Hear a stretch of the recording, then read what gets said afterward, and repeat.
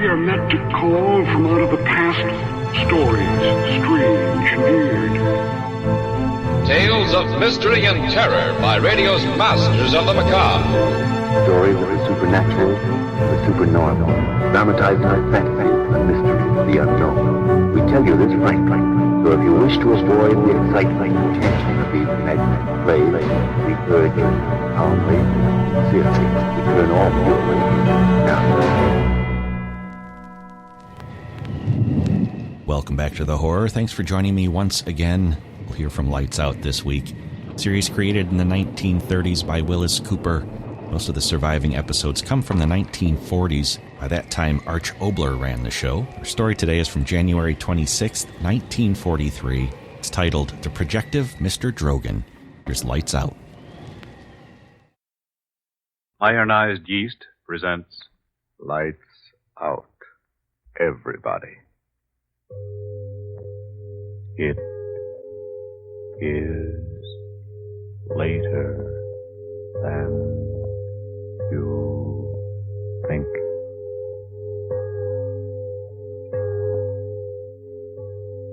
Lights Out brings you stories of the supernatural and the supernormal, dramatizing the fantasies and the mysteries of the unknown. We tell you this frankly, so if you wish to avoid the excitement and tension of these imaginative plays, we urge you calmly but sincerely to turn off your radio now. This is Arch Obler. If you don't mind, I'm not going to tell you anything about the story we're going to do in a few minutes. Neither the title, nor anything about the characters, nor even the usual remark about any similarity of this story to real events and actual people occurring so and so on. Nope, we're just going to tell you a strange story. But first, Bob Stevenson. And ladies and gentlemen, I want to talk about you. If you're so unattractively thin and jittery and run down that you're really only half living, maybe it simply means you're not getting enough vitamin B and iron from your food. If that's it, don't pin your hopes on halfway help. Get ironized yeast. It's a two-way tonic. It gives you both vitamin B and iron. Thousands of weary, worn-out men and women who only needed more of these substances are singing its praises. These folks tell us how quickly ironized yeast has helped them gain the grand new pounds, the glorious new pep and strength and sparkle they needed to really enjoy living. Remember that name, ironized yeast. And now, lights out, everybody.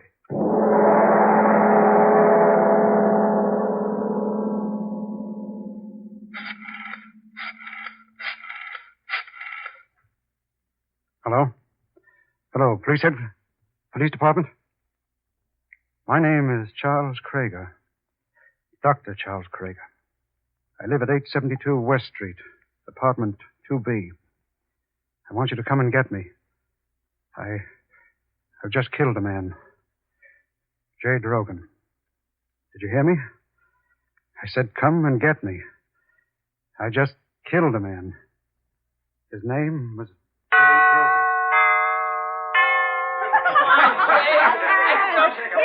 Take it easy, will you? No, I'm willing to bet on it. I'm telling you, sir, my name is Jay Drogan. I'm gonna drink this. Jay, forget it, will you? You better lie down and get some rest. Let me alone. Take your hands off me. I said I was gonna drink this mess, and I'm gonna drink it.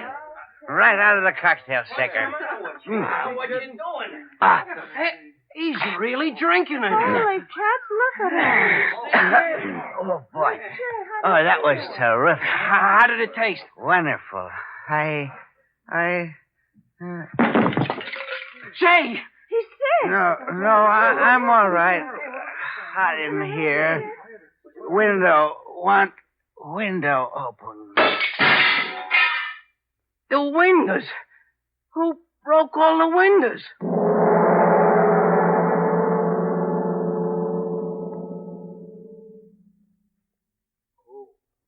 Oh, my head. Oh, what time? 9. I've got to get up. Get to work. Oh. Huh? All dressed. bed in my clothes. Put me to bed. Oh, it doesn't matter. Oh, all right. All right. Hello, J. Drogan speaking. Who? Oh, yeah. Hello, Fred. Sure, I'm coming down to the office. Party? All right. A man gotta have some fun once in a while, can't he? I gotta wash up. All right, I'll be down here. Goodbye. Son of a... Where's my hat? Well, what? Windows broken. Some party. Tell superintendent get windows fixed. Wonder what... Oh, well. Gotta get to the office. Good thing building has an elevator. Couldn't walk downstairs. Good morning there, Mr. Drogan. Oh, hello, Mr. Jensen. I was And what the devil's the matter with this elevator? I've been punching this button for 5 minutes. Well, it takes time for it to come down when it's up on the top floor. Takes The time devil for... with the time. It's always going wrong, that elevator. I wish that blasted thing would fall through the basement. Hey, it's falling.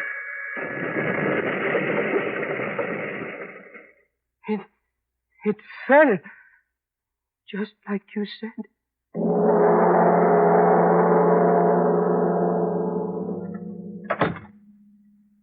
Oh, then, Drogan, sit down. Sit down. Thank you, Doctor. It was good of you to see me without an appointment. Well, you seem to be in quite a state. What is it? It's my head. You injured it? No, I don't think so. You see, I had a little party at my house last night. Oh, my head. Well, never mind. Oh, this certainly is the morning after the night before. Go over to the window and let me look at you. Yes, Doctor. It's my head, Doctor. Every sound... It's just the morning after. But every sound... That blasted airplane up there, it's so loud in my head, Doctor. No, don't get excited. Why does that infernal pilot have to fly so low? Blast you up there! Why don't you crack up? Look! He's falling. Falling?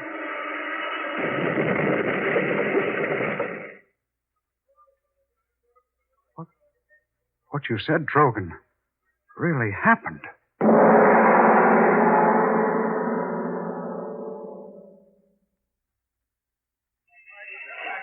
Step back now. Keep away. All right, Drogan, we better be moving on. Yeah. You come back to my office, and I'll give you a sedative, and you lie down and rest a little while, and then you'll be all right. Yeah.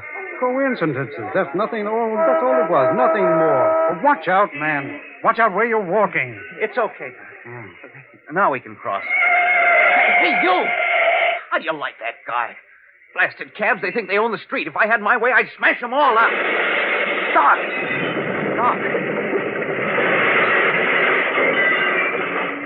It's happened again.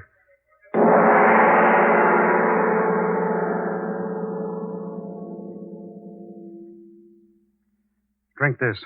No. I tell you, drink this. I don't want to. It isn't what you want to do. It's a sedative. Now, drink it. Putting me to sleep for a little while is no help. Last night. Think about last night. Perhaps you, drank something out of the ordinary. Huh? Well, why do you look at me like that? I did. What? That drink, I just remember. Tell me. But that couldn't be it. Tell me. Well, we got to kidding about who could mix the most unusual drinks, and I was feeling high, and I mixed one. Well, what was in the drink? I don't know. Well, you must know. If I knew what was in the drink, perhaps some chemical... Oh, wait a minute. Where do you think you're going? To the office. Well, what? Fred, my business. I've got to... No. Are you completely out of your head? You're a menace, a walking danger.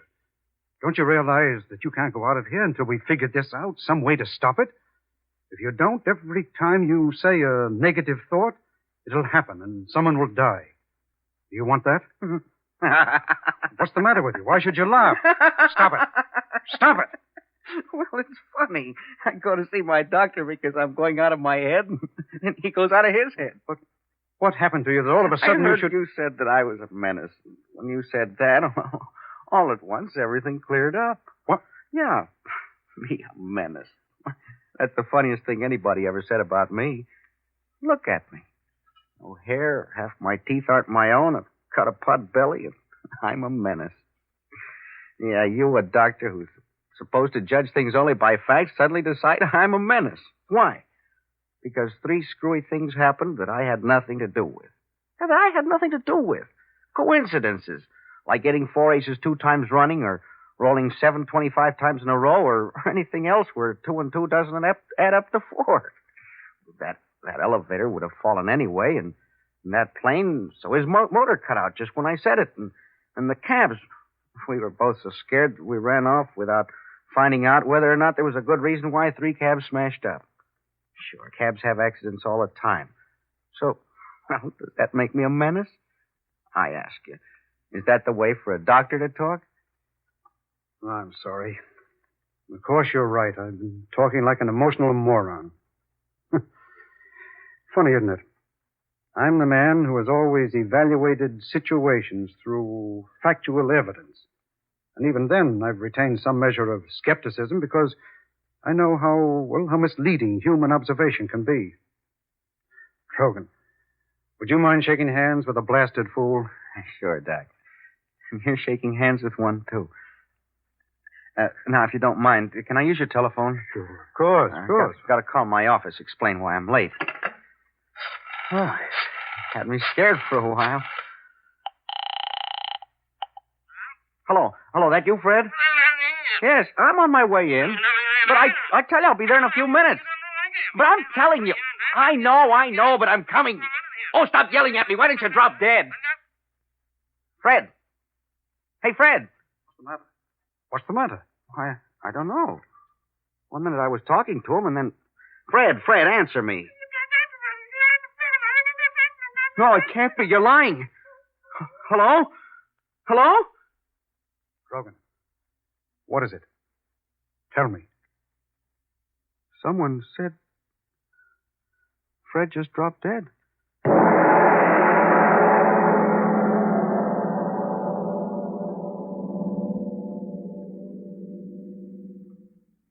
Ladies and gentlemen, to stop a suspense story may seem an intrusion. But before going on with the story of this strange little miracle man, perhaps a breath or two of relaxation is indicated. Yes, before going on with our lights-out story of the projective Mr. Drogan, let's turn to a problem of these hectic times. We have a very troubled young lady here. Trouble's no word for it. My boss wants to give me a dandy new job, but I'm so tired out and run down and jittery, I'm afraid I couldn't handle it. I'm getting much too thin. And I've tried every tonic I know, but nothing I try seems to help me. Well, miss, maybe you just haven't tried the right tonic. Maybe more vitamin B and iron's what you need. Vitamin B and iron? Does that make such a difference? Well, when you don't get enough vitamin B from your meals, you may lose your appetite, eat so poorly that you lose weight and strength, or you may not get all the good out of what you do eat. And when you don't get enough iron from your food, you may be weak and pale and feel only half alive. But how can I get more vitamin B and iron if I need them? The quickest, easiest way I know is take ironized yeast tablets. They give you both vitamin B and iron. And pleasant little ironized yeast tablets are a cinch to take. But, are they terribly expensive? Oh, not a bit of it. They cost but a few pennies a day. So try ironized yeast tablets if more vitamin B and iron is what you need. Then see if pretty quick you aren't saying, Tired? Not me. I'm so full of pep now I hardly know myself, and I've gained pounds. Why didn't somebody tell me about ironized yeast tablets ages ago? And now, back to lights out. At the moment when both Drogan and the doctor had rationalized the miracles into coincidences, another miracle had taken place. Another miracle of death. And now the men sit in the doctor's office, and there is great fear in both of them.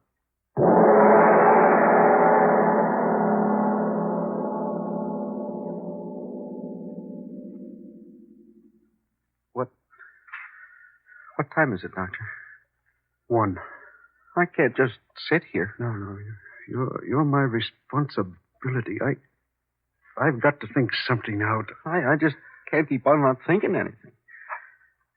Great Godfrey. What? What's the matter with me? You can perform miracles. I'm convinced of that. All right. then why in the name of common sense can't you perform positive miracles instead of negative ones? I don't understand. Listen to me. It's simple. It's so simple that neither one of us thought of it. Just as you can kill people and cause accidents, why can't you do good? Good? Yes, good.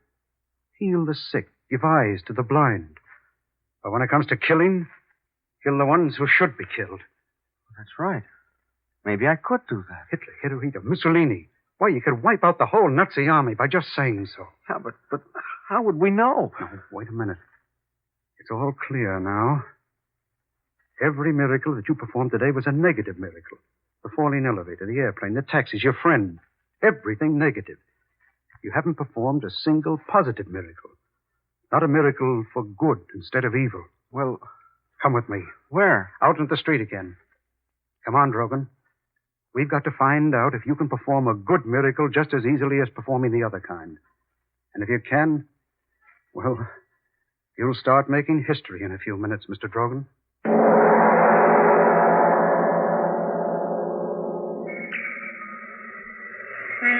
Now, Drogan, now. What? On the corner, the newsman. He's blind. Well, don't be stupid. We'll go over to him.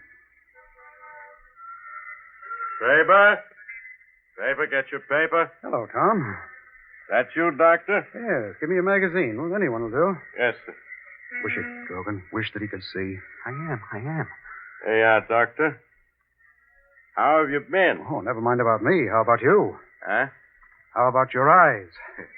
Are you kidding? Drogan, out loud. You've got to say it out loud. Hey, Doc, what's the matter? Say it. I wish that he could see. Hey, what's going on here? Tom, you see. You do see. What's the matter with you, Doc? You can see. Let me alone, will you? What are you trying to do? What are you after? Can you see? Oh, I can't see. Get the devil away from here. I can't see. All right, Drogan. Come on. Yeah. What does it mean? Whatever you want to do that's good doesn't happen. But whatever you say that's evil happens. God help you, Drogan.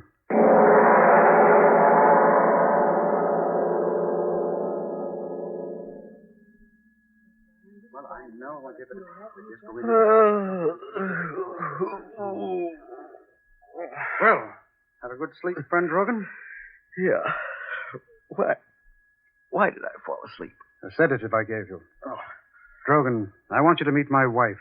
How do you do? Well, it's a pleasure, Mrs. Krager. Yeah. Let me give you a hand. No. I'm all right. Yeah, of course. Drogan, I've told the entire story to my wife. She's clear-headed about this. I'll let her tell you what she thinks. Go ahead, Anne. Mr. Drogan, Charles thinks you're a menace to humanity. I don't think so. I think the danger to others is not through you, but through somebody else. You don't know what I mean. Well, that's understandable. I mean, you wouldn't willfully hurt anyone. But what if someone forced you to? What if your ability to perform miracles... Evil miracles? Yes, evil miracles, was discovered by some criminal. He would force you to do what he wanted, at no risk to himself, because since the criminal was performing an evil act, you couldn't hurt him. In other words, Drogan, someone could use you for criminal purposes. Yes, blackmail the world because you thought he could kill anyone in the world. You haven't said anything, Mr. Drogan. You do understand? Yes, I understand. What do you expect me to do about it? We don't expect you to do anything. The responsibility is beyond you or us. Whatever happens is up to the proper authorities. Authorities?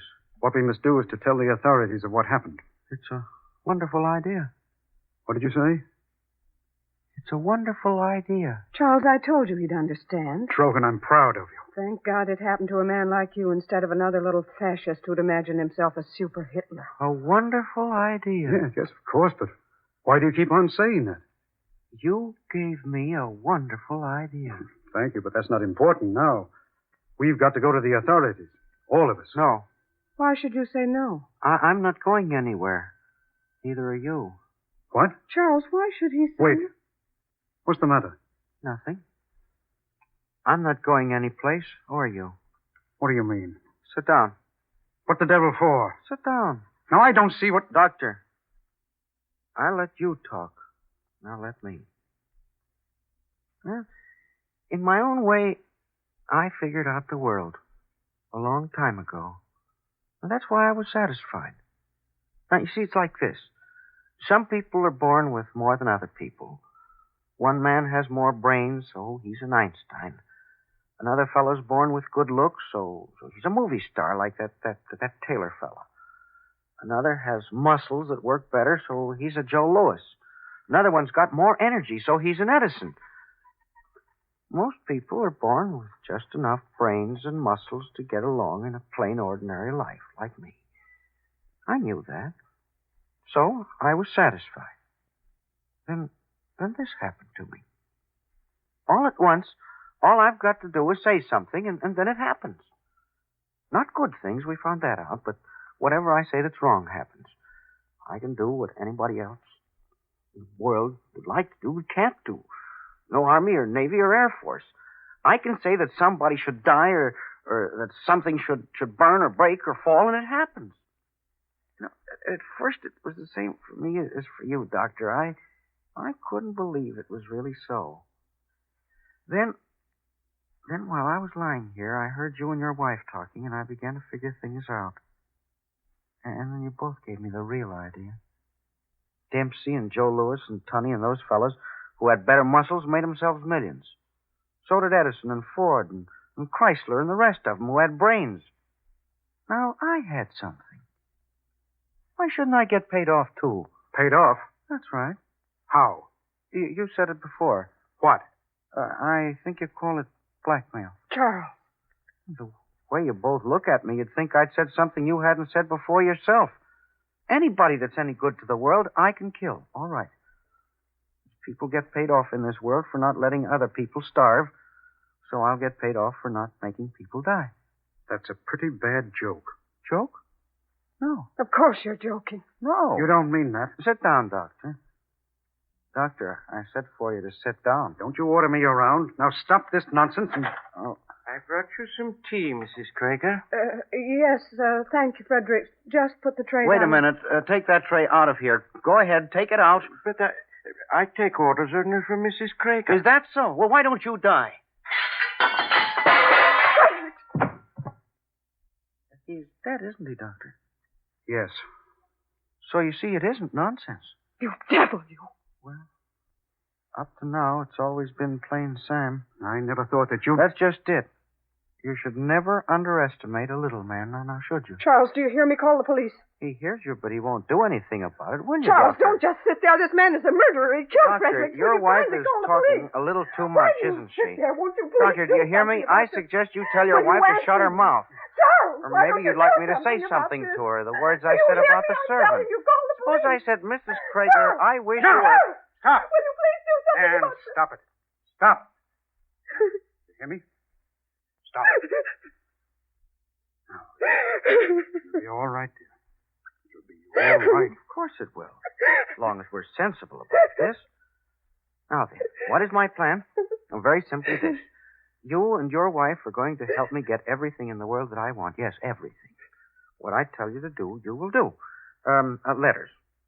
I will decide on 3 influential gentlemen in our government, 3 wealthy gentlemen in industry to whom you will send letters explaining about me. Now, they won't believe, but at the time I tell them to, they'll die, and the newspapers will know about it. And after that, everyone will believe me, now won't they? And so as not to die, everyone will do exactly as I want, won't they? Because they won't have any choice in the matter. They send soldiers against me. I'll wish that they'll be dead, and they will be dead. And soon from Washington to London to Moscow, everyone will be doing exactly what Sam Drogan wants them to do. And that'll be wonderful, won't it? All the good people of the world doing exactly what one little man wants them to do. Well, you haven't said anything, Doctor. You understand what I'm talking about, don't you? Yes. It was inevitable. Of course, I won't want you and your wife to leave here. Now then, we'd better have this man's body removed, and then we'd better get to work. Or have you any suggestions? Do you mind if I have a drink? Drink? Not at all. Not at all. A drink started all this, didn't it? Go right ahead, Doctor. Thank you. And you, Mrs. Krager, you're quite all right now, aren't you? Yes, I'm sure you are, the way you sit there looking at me. You and your husband will do exactly as I say because you're both good people, and I'm deaf to good people, and you know that now, don't you? Yes, I'm sure my wife knows that. Your drink. Oh, yes. Oh, and quite a full one. Thank you, Doctor. I drink to your continued good health.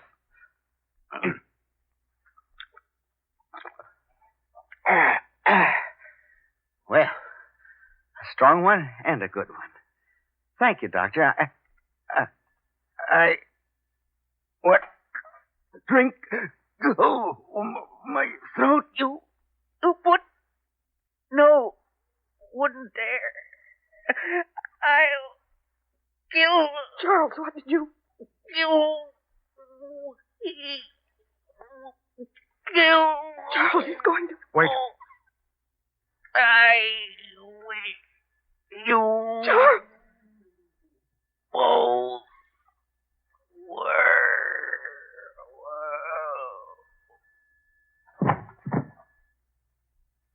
Charles. You killed. Yes. Poison worked more slowly than should have. But it worked. Drogan, you made one mistake. You should never underestimate what good people can do. If they have to.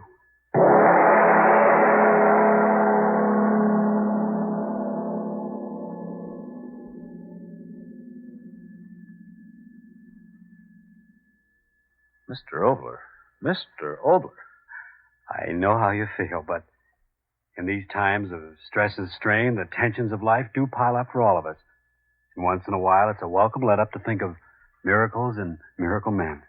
A miracle man who can solve all things with a wish and a wave of the hand. Of course, we know now that miracles actually do happen, with work and with the will of a fighting people.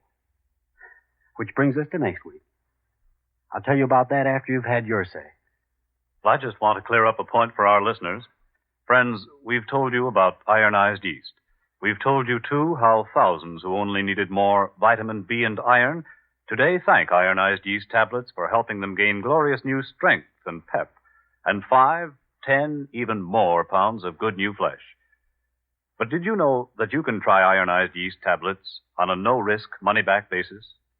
Yes, if you don't quickly begin to eat better, sleep better, feel your old-time, peppy, happy self again. In short, if you're not 100% pleased with the results, the cost of the first bottle will be refunded to you in full by Ironized Yeast, Box IY, Rahway, New Jersey. So, if you need more vitamin B and iron, get the one and only Ironized Yeast tablets right away, tonight. And next week? Well, next week, very simply, I like stories of escape. I always have. My typewriter likes them. My shorthand book likes them. My stenographer likes them. My dictaphone likes them. I think other people feel the way I do. In childhood, we like to read of escape from galloping Indians, and as we grow older, escape from pursuing love. And when we grow older than that, other more subtle escapes. Well, by this time, you ought to know that next week's story is one of escape. Its title is Until Dead, and I promise myself and you a suspenseful and amazing half hour, but as usual, that's next week. Yes, tune in next Tuesday again for Arch Obler's eerie story, Until Dead. And if you need more vitamin B and iron, be sure to try ironized yeast, the one and only ironized yeast, with the big letters IY on the package and on each tablet.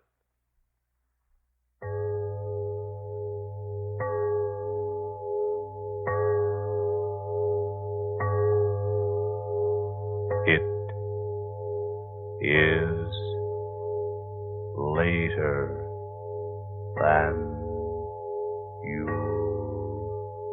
think. There are plenty of men around who will tell you the nicest thing next to their face in the morning is Mole brushless shaving cream. For that's the sign of a smooth, comfortable shave ahead. Mole, you see, is the shaving cream that helps guard your face against painful nicks and cuts by forming a protective film between your skin and your razor. You get a close shave and a mighty comfortable one, too. So get Mole, M-O-L-L-E, and be on the receiving end of a swell shave every morning yourself. This is the Columbia Broadcasting System.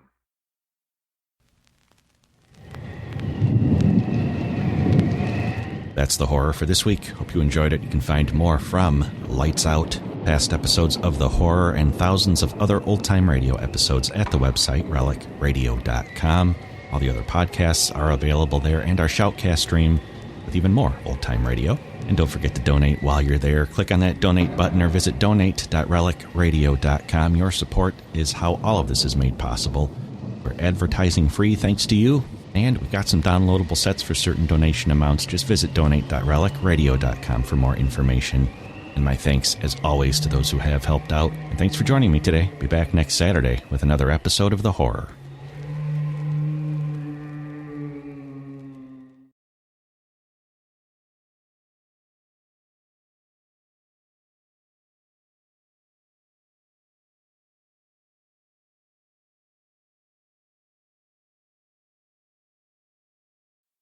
Strange Tales.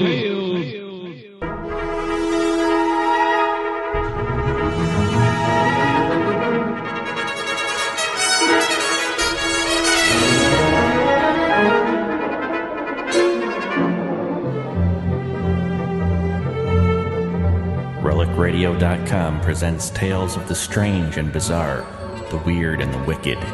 Stories not necessarily of the supernatural, but of the unnatural.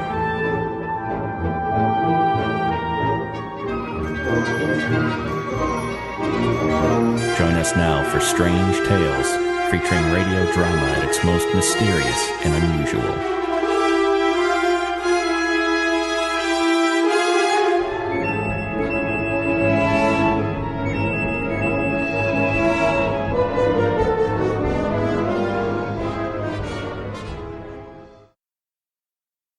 Now, Roma Wines present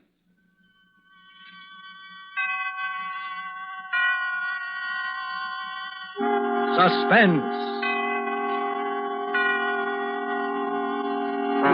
Tonight, Drury's Bones, starring Boris Karloff. Suspense is presented for your enjoyment by Roma Wines. That's R-O-M-A, Roma Wines. Those excellent California wines that can add so much pleasantness to the way you live, to your happiness in entertaining guests, to your enjoyment of everyday meals. Yes, right now a glass full would be very pleasant, as Roma Wines bring you Suspense.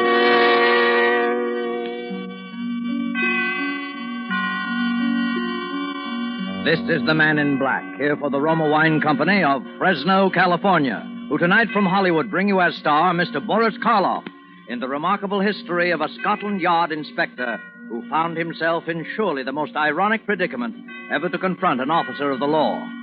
And so, with Drury's Bones, and with the performance of Boris Karloff, we again hope to keep you in suspense.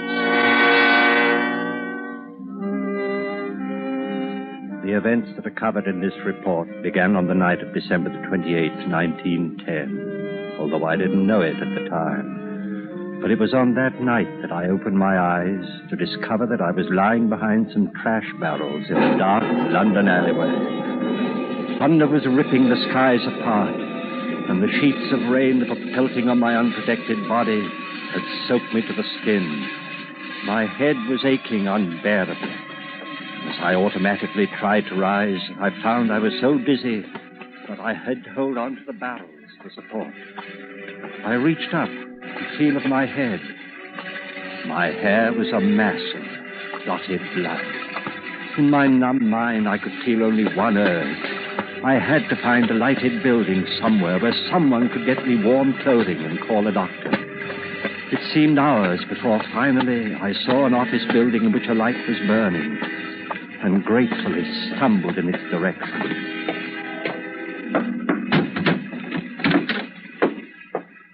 listen to this, Peters. It's a report from the... Why, who are you? I beg your pardon. Great heavens, man. Come over here by the fire. Here, I'll give you a hand. Here, let me help. That's it. Good Lord. Look at that head. Peters. Yes, sir. You better call the doctor. Right, sir. Let's get some of these wet clothes off, eh? Easy now. This is very kind of you. Now the trousers. That's it. Rubbed, eh? I suppose so. Suppose? Yes. You see, I don't know. Oh, come, sir. You must know whether or not you had a pocketbook. There's nothing here now, certainly. There's nothing? Who are you, by the way? What? I say, let's have your name. My name is... My name? I don't know my name. I don't know! I must have fainted, because the next thing I knew, I was lying on a couch in the office, covered with warm blankets and slowly returning to consciousness. My benefactor and the doctor were talking in hushed voices near the bed. You say no identification on him, eh? Nothing except these. I found them under his hatband. 2 ticket stubs, Drury Lane Theatre, December 24th, 1910. Have you checked there? Oh, there's no possible way to trace them. We'll have to call him something. Yeah. Drury, that's it. After the Drury Lane. And Terence after you, Inspector Terence Drury. Oh, very well. How long do you suppose this condition will last? Amnesia? No way of knowing. I'd suggest a bit of rest and then some kind of absorbing work. Not strenuous, of course. Mustn't be allowed to brood, you see. Danger in this sort of thing lies in a man's working himself into a genuine psychosis from worry. I see. I say, Carruthers, why don't you put him to work here? At least until you locate his family.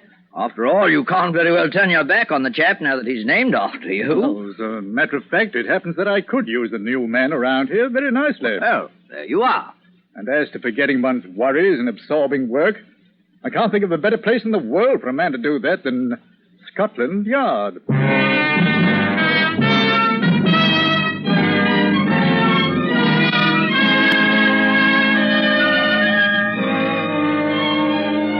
Tonight for Suspense, Roma Wines are bringing you Mr. Boris Karloff, whom you've heard in the prologue to Harold Swanton's radio play, Drury's Bones.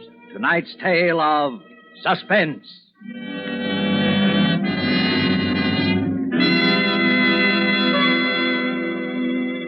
This is Truman Bradley for Roma Wines. When you listen to the friendly advice of Miss Elsa Maxwell about hospitality and gracious living, you realize that here is an authority who talks plain common sense all the time. I'm talking to men as well as women when I say that the finest hospitality is always simple, sincere, moderate, and natural, never the opposite. And so I am always emphasizing that the nicest, simplest, most sincerely flattering hospitality is to serve your guests some Roma sherry. With its golden amber color, its delicious, tangy, nut-like flavor. It's not only supremely enjoyable before dinner or in the afternoon, it's smartly correct. A genuine compliment to your friends and to yourselves. And please don't worry about special glasses. It is perfectly correct to use any nice glasses that are handy. Well, Miss Maxwell speaks more authoritatively than I can, but I will add this. Roma Sherry, like all famous Roma wines made from California's magnificent sun-ripened grapes, brings you all their fine flavor, aroma, and color, is unvaryingly good, always enjoyable, thanks to the age-old wine skill of Roma's noted wineries located in the choicest vineyard areas of California. Yet all this goodness and pleasure is yours for only pennies a glass. Remember, more Americans enjoy Roma than any other wines. Roma, R-O-M-A, Roma wines. And now it is with pleasure that we bring back to our soundstage Boris Karloff as Inspector Terence Drury, who resumes his report on the case entitled Drury's Bones, a tale well calculated to keep you in suspense.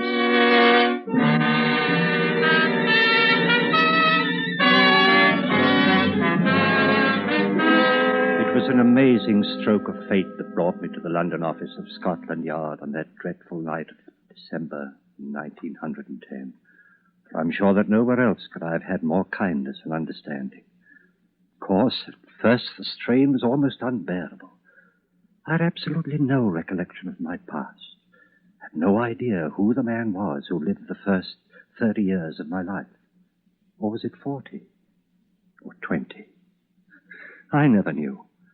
But Carruthers judged me to be about 30, so I came to regard that as my official age.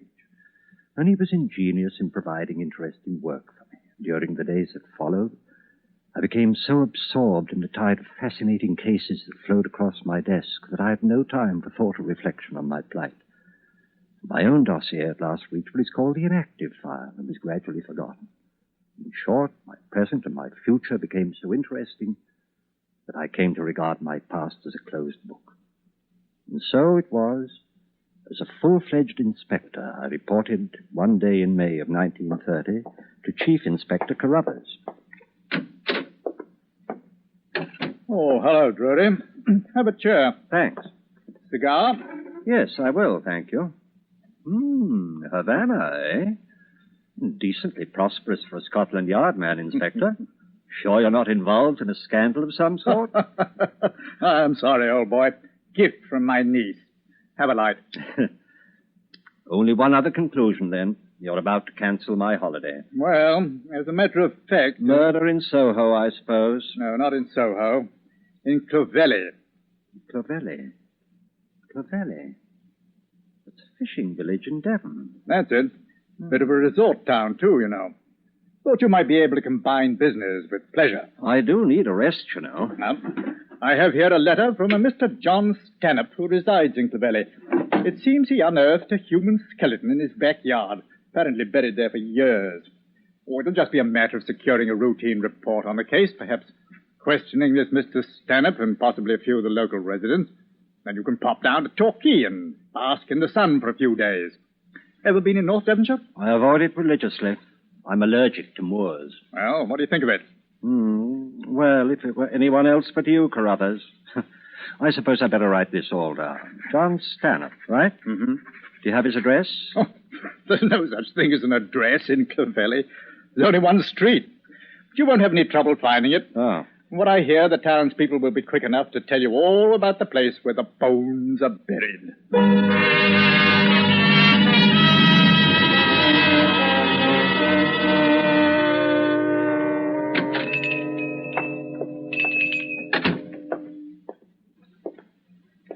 How do you do, sir?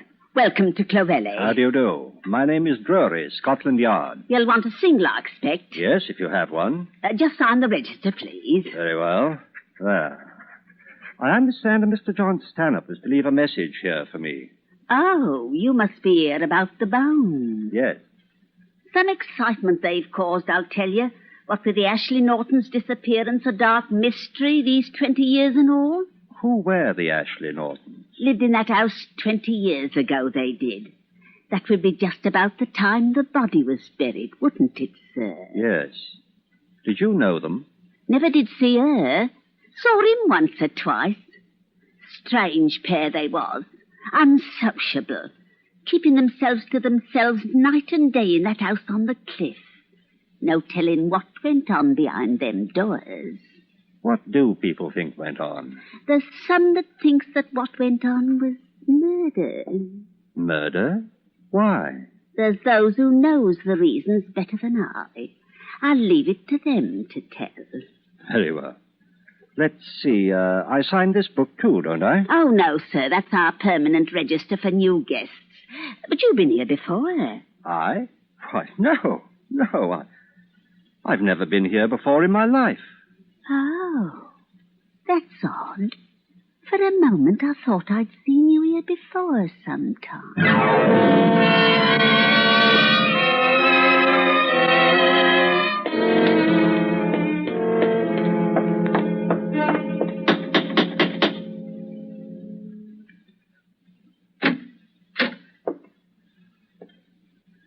Mr. Stanhope? Yes? Inspector Drury, Scotland Yard. Oh, happy to see you, Inspector. Come in, please. Thank you. I must apologize for the condition of the place, Mr. Drury. The events of the past few days have been a bit upsetting, to say the least. I should think so. Like a spot of sherry? Why, thanks, yes. I had rather an enlightening conversation with Mrs. Tumley at the inn last night. Oh? Seems the townspeople are quite certain it was a case of murder involving some people named Ashley Norton. Yes, Roger Ashley Norton. His wife was named Sarah. Did you know them? Oh, no. I'd never met them. Very few people had. You see, that was 20 years ago. The house originally belonged to my brother.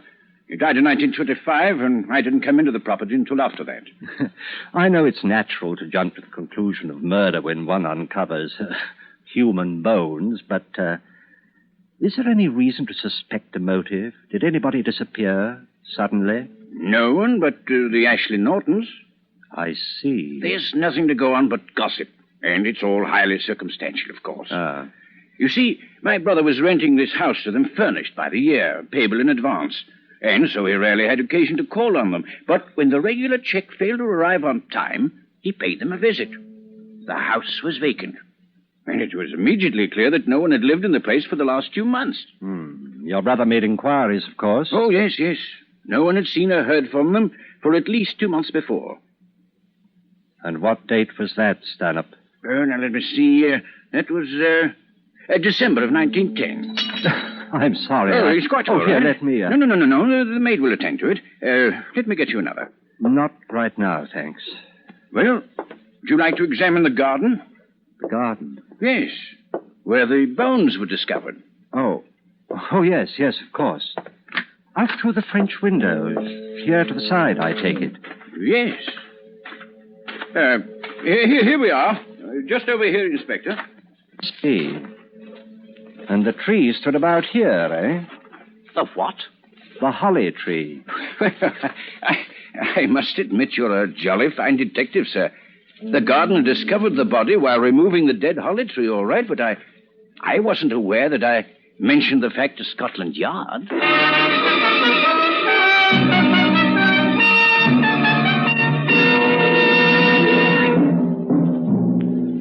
It was in my room at the inn late that night that I first began my notes. I include them now in this report, just as I wrote them then. Clovelly, Devon, May 18, 1930. The feeling that this is all a book that I've read or a play I've seen somewhere in the past has taken hold of my very soul. And the terror that grips me when I think of the future makes rational thought very difficult. Nevertheless, I have resolved to pursue the investigation until I am certain that there is no further doubt. I must discover someone who knew Ashley Norton intimately, his profession, his habits, his personality. I think I must risk tomorrow another talk with Mrs. Tumley. But meanwhile, I shall withhold any further report to Carruthers.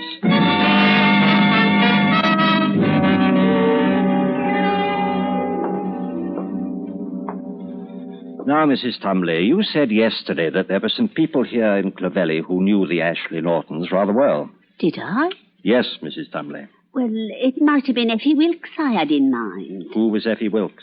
She was the Ashley Norton serving maid, sir. And where is Effie Wilkes now? Oh, she disappeared, sir. She disappeared? The same time they did, sir. And not a sight nor sound of her since. Not these 20 years. Who else? Who else knew the Ashley Nortons? Only t'other one I could think of would be Ben Sykes. Blind Ben, they call him now. But he could see then right enough. And where is he? Oh, he's hereabouts. Gone to Bideford with his nephew today.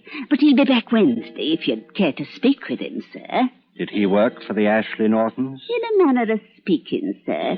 He helped out with the experiments. Experiments?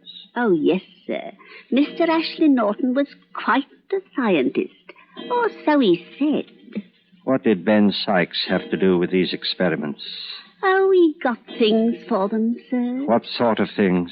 Live things, sir. Live things? Rabbits, animals, such like things, sir. Oh, is that all? No, sir. If you ask me, that wasn't all. What else? There was human beings, sir. Human beings? Yes, sir. What human beings? Why, I would say, sir, the nearest ones that came to Anne. What do you mean? Oh, I'm sure you know much more about this than I do, sir. But they do say those bones were the bones of a woman.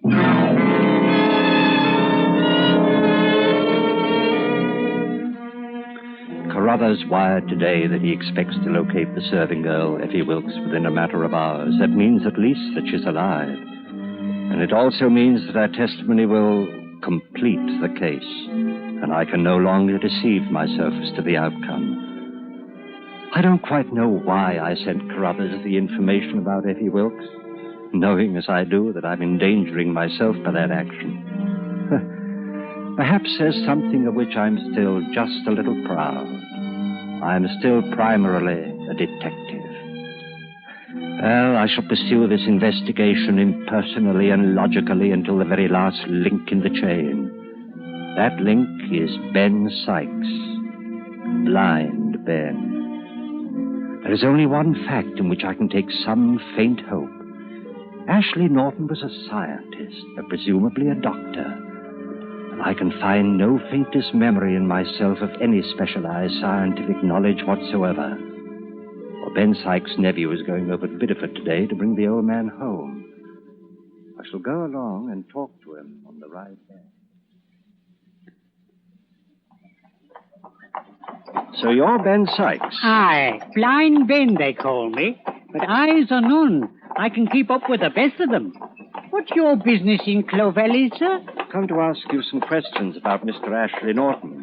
Haven't we met before, sir? Not that I remember, Ben. Your voice is, Oh, well. What sort of questions, sir? Perhaps about the experiments. I'll say naught of the experiments, sir. They were the master's private business. Very well. Did you know Mrs. Ashley Norton? Sarah Ashley Norton? I did, sir. And no finer woman ever walked the earth. Did he love her? He loved her more than life itself, but... But what? Well, she helped him with his experiments. She was condemned hereabouts for that, but she helped him all through these long months until... Until she went away. Hi there! Look out! We have got the road. Ida, is on the road!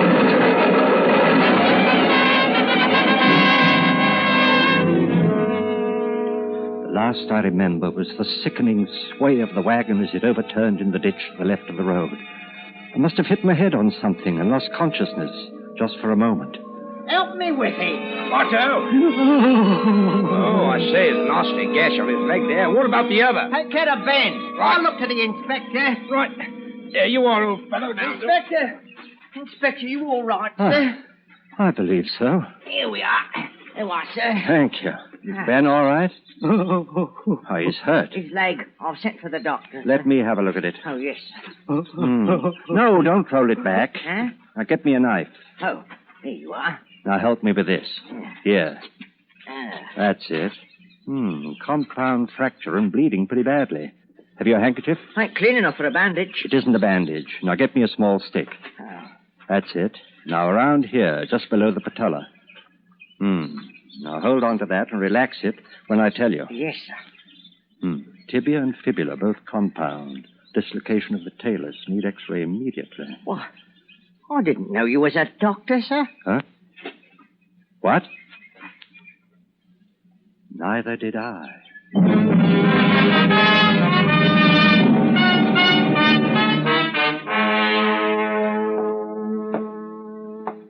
How do you feel, Ben? Much better, Mr. Drury.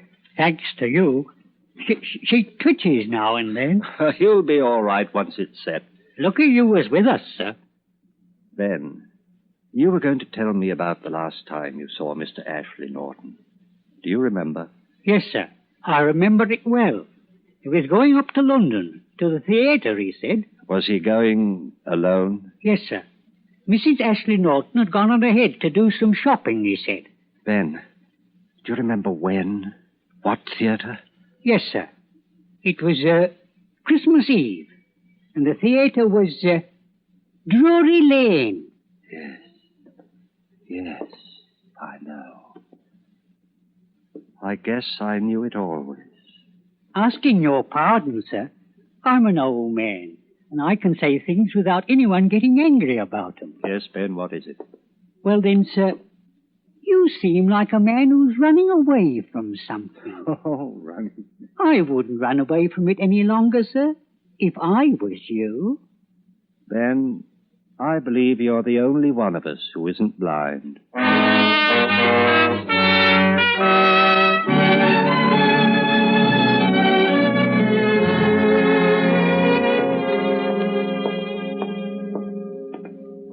Hello, Drury. Well, welcome back. I say, though, the Chief's been trying to get a hold of you all day. Yes, I know. Is Chief Carruthers in? No, he had to meet someone at the train. He'll be back soon, though. When he wants me, I'll be in my office, finishing my report. Oh, that's so. You've been on a case. Murder, wasn't it? Did you catch the fellow? Yes, I caught him.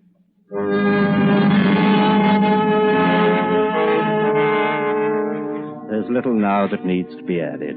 Christmas Eve, Drury Lane Theatre. And Ashley Norton went alone, he said, because his wife Sarah had gone on ahead. And the medical training, it came back to me when I needed it as though it had been my life, my former life. There can be only one conclusion to this report. Sarah Ashley Norton was murdered by her husband. The case is closed. Signed, Roger Ashley Norton, formerly Terence Drury.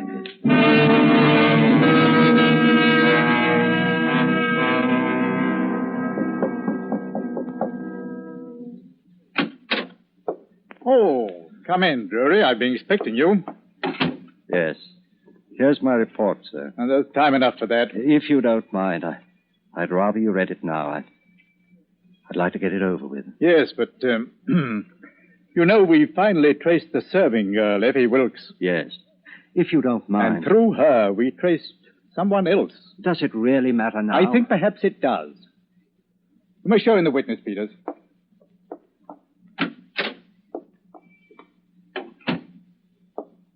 Yes. Yes, it is. Roger.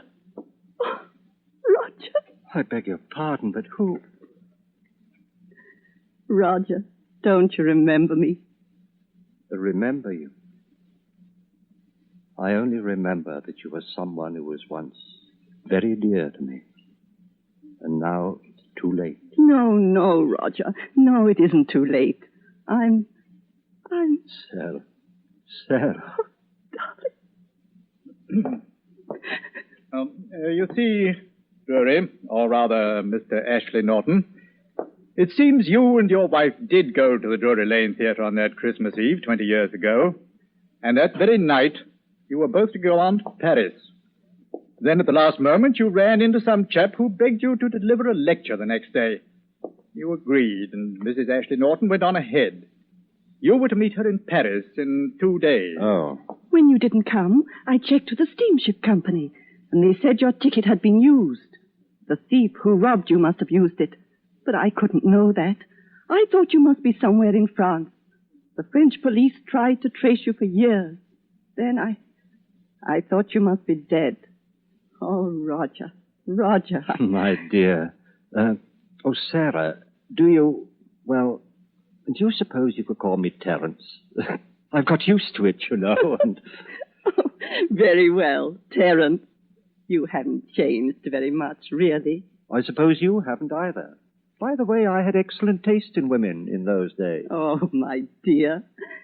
Oh, and can you ever forgive me? Forgive you? For what? The bones. Oh, the bones. Yes, Well, I suppose if that Mrs. Tumley hadn't been so nosy, I wouldn't have done it. But I was afraid if they found it in the house, it would look even worse. So that's why I did it. Did what? Buried your demonstration skeleton in the backyard, under the holly tree. What?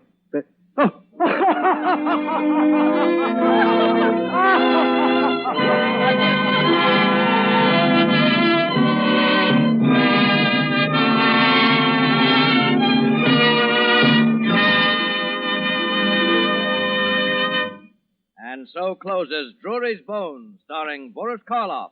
Tonight's study in Suspense. Suspense is produced, edited, and directed by William Spear. There is no reason at all, Elsa Maxwell says, why everyone should not have the enjoyment of Roma wines with everyday meals and when entertaining friends. These superb wines of California are so delightful to the taste, so very delicious with food, so smartly complimentary to friends who are your guests. It seems a shame to me that some people still miss out on such wholesomely simple, moderate, and inexpensive pleasure. But of course, Miss Maxwell, millions already do know and enjoy Roma wines.